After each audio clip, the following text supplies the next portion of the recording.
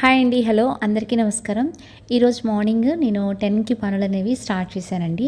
First అంటే ఇంట్లో పనులన్నీ కంప్లీట్ అయిపోయి టిఫిన్స్ కూడా అయిపోయిన తర్వాత కొద్దిగా తీరిగ్గా ఉన్న టైంలో తీరిగ్గా చేసుకునే పనులు మీతో నేను ఇప్పుడు ఈ వీడియోలో షేర్ చేసుకుంటున్నాను. అన్నట్టు ఈరోజు ఫ్రైడే కదా, మీరు మంచి ఫుడ్ తీసుకున్నారా? దాంతోపాటు మనీ సేవింగ్ కూడా చేశారా? మన స్కీమ్ని కరెక్ట్గా ఫాలో అవుతున్నారా? ఒకసారి చెక్ చేసుకోండి. అంతకంటే ముందుగా మీతో నేను ఒక చిన్న విషయం చెప్పాలండి. అదేంటి అంటే, మీరు పెట్టిన మెసేజెస్ మొత్తం నేను అంటే అన్నీ చదువుతున్నా కానీ దానికి తిరిగి నేను రిప్లై ఇవ్వలేకపోతున్నాను. నాకు టైం అంత అడ్జస్ట్ అవ్వట్లేదు. ఇంకా ఇది మే మంత్ కదా, ఓకే, మే జూన్ ఈ 2 మంత్స్ మాత్రం ఇలానే బిజీగా ఉంటాను. తర్వాత అయితే మాత్రం చాలా ఫ్రీ అయిపోతాను. మీరు ఇచ్చిన ప్రతి మెసేజ్కి నేను మాత్రం రిప్లై ఇస్తాను. ఇప్పుడు కూడా కొద్దిగా ఖాళీ టైంలో రిప్లైస్ ఇవ్వడానికి మాత్రం ట్రై చేస్తూ ఉన్నాను. అవును, నేను రోజు చేసి ఈ మామిడి తాండ్రి మనలో ఎంతమంది ట్రై చేస్తున్నారు? ట్రై చేయకపోతే ఇప్పటి నుంచి అయినా సరే స్టార్ట్ చేయండి. పిల్లల కోసం, పిల్లల కోసమే కదండి, మనం కూడా కొద్దిగా ఖాళీ టైంలో చిన్న ముక్క నోట్లో పెట్టుకుంటే చాలా టేస్టీగా ఉంటుంది. అంటే ఈ మామిడికాయ లేని ఆ టైంలో తింటే మాత్రం చాలా బాగుంటుంది. ఇప్పుడైతే కనుక ఈ తాండ్రి మీద జ్యూస్ ఒక లేయర్ వేసే కదా, కరెక్ట్గా 1:32 ఆ టైంలో బాగా డ్రై అయిపోతుంది. అప్పుడు మళ్ళీ వేస్తాను. ఇప్పుడైతే కనుక తాండ్ర అలానే చల్లమిరపకాయలు 2 ఎండలో పెట్టేస్తున్నాను. అన్నట్టు మార్నింగ్ నేను లెగంగానే చూశాను, ఇంకా దాన్ని కదిలించలేదు. అదేంటి అంటే, మార్నింగ్ నేను లేచి చూసేసరికి ఇక్కడ కుండీ ఇలా పడిపోయిందండి. గాలికో ఏదో పడి ఉంటుంది, అంటే ఇది స్టాండ్ మీద పెట్టాను, చిన్నదే కదా అని చెప్పేసి ఇలా పడిపోయింది. ఇంకా మార్నింగ్ హడావుడిగా ఉండటం వల్ల దీన్ని తీయలేదు, ఇలానే ఉంచేసాను. ఇప్పుడు ఇది మొత్తం క్లీన్ చేసేసి దీన్ని ఒక పెద్ద కుండీలో పెడదాము అని చెప్పేసి ఇప్పుడైతే కనుక ఇది మొత్తం క్లీన్ చేస్తున్నాను.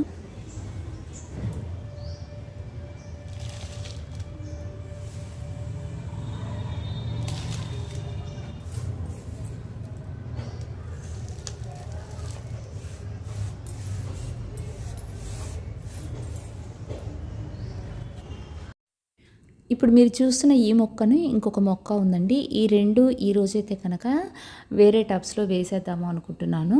అవి వేసేటప్పుడు కూడా కిచెన్ వేస్ట్ కానీ లేదా దేవుడికి పెట్టిన పూలు కానీ ఎక్షెల్స్ కానీ ఉంటూ ఉంటాయి కదా, నేను వాటిని పక్కన పెడతాను మొక్కల కోసమే. ఇప్పుడు అవి రెడీ చేసేసి మొక్కలు వేసేటప్పుడు ఆ టబ్స్లో అవి వేసేసి తర్వాత మొక్క వేస్తాను. అది కూడా ఇప్పుడు నేను మీకు చూపిస్తాను.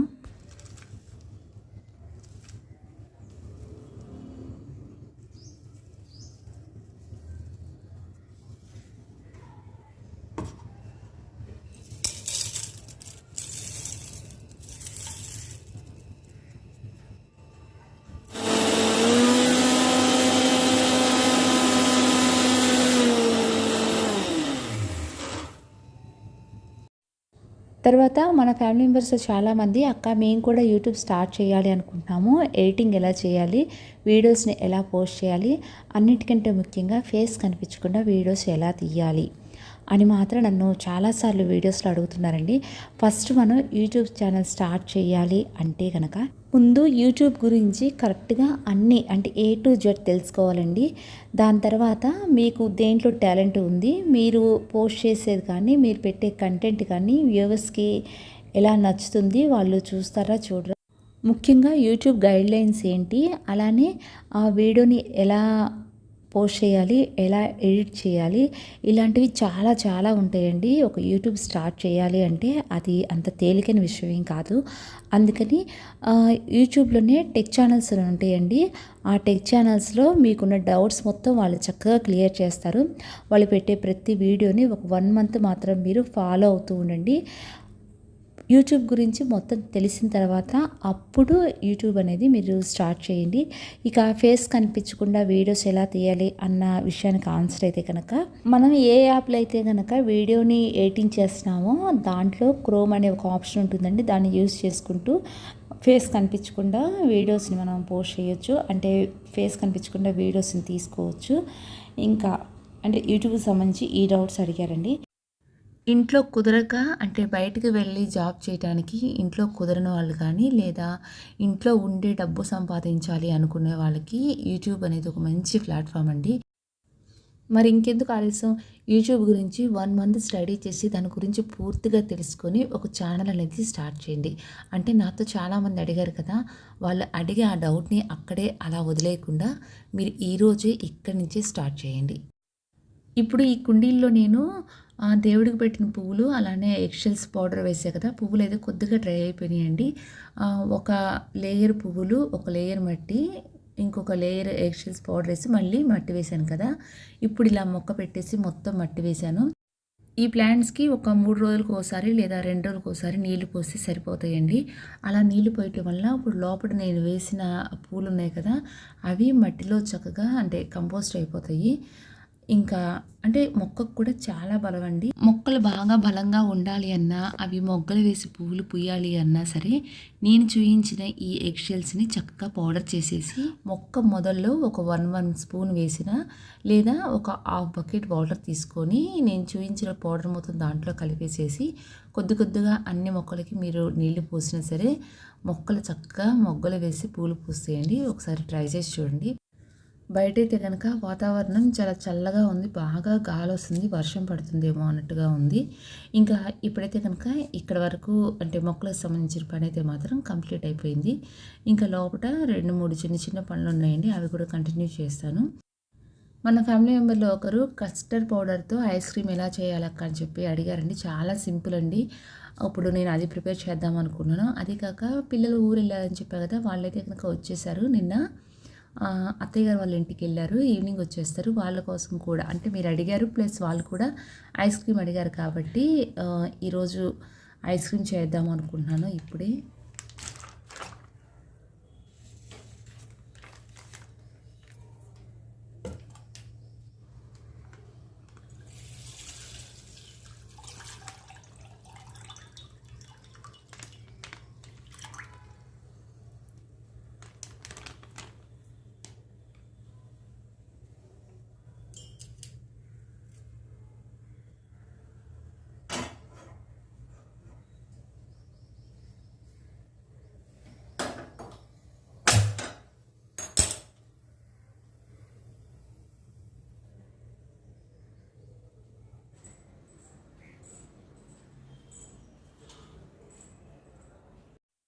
మార్నింగ్ ఈ వీడియో స్టార్ట్ చేయకముందు ఈ బట్టలు మొత్తం పిల్లలవి ఫోల్డ్ చేసి పెట్టేశాను. ఇప్పుడు వాళ్ళ కబోర్డ్స్‌లో పెట్టేస్తున్నాను.